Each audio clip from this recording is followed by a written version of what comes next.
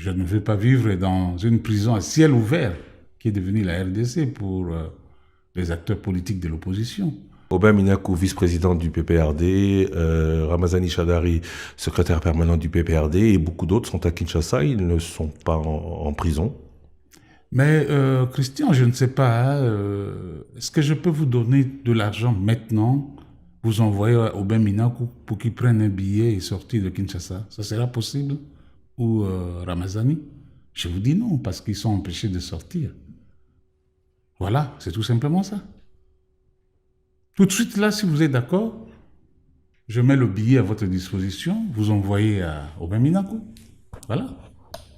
Oui, Thierry, vous savez, c'est relatif quand vous dites il y a des opposants qui sont à Kinshasa et d'après vous, ce n'est pas une prison à ciel ouvert. Est-ce que vous pouvez me dire pourquoi Emmanuel Chadari et Aubin Minakou étaient appelés à la cour d'ordre militaire? Vous pouvez me dire pourquoi?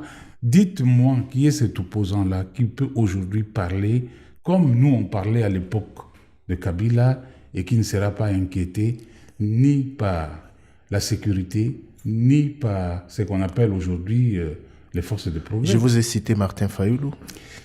Il a été plus virulent que vous vis-à-vis de Félix Tshisekedi pendant toutes ces années depuis 2019. Mais ça n'a pas empêché qu'ils se rencontrent. Ouais, mais ça n'a pas non plus empêché qu'il reste campé sur ses positions d'antan. Mais je vous dis que ça n'a pas empêché pour que M. Félix Tshisekedi puisse recevoir officiellement Martin Fayoulou. Qu'est-ce que vous allez me dire de journaliste, comment il s'appelle encore? Il était le président... Oui, Jacques Ndala. Vous allez me dire quoi? Voilà, les exemples sont là. Ne parlons pas seulement de Martin Fayoulou.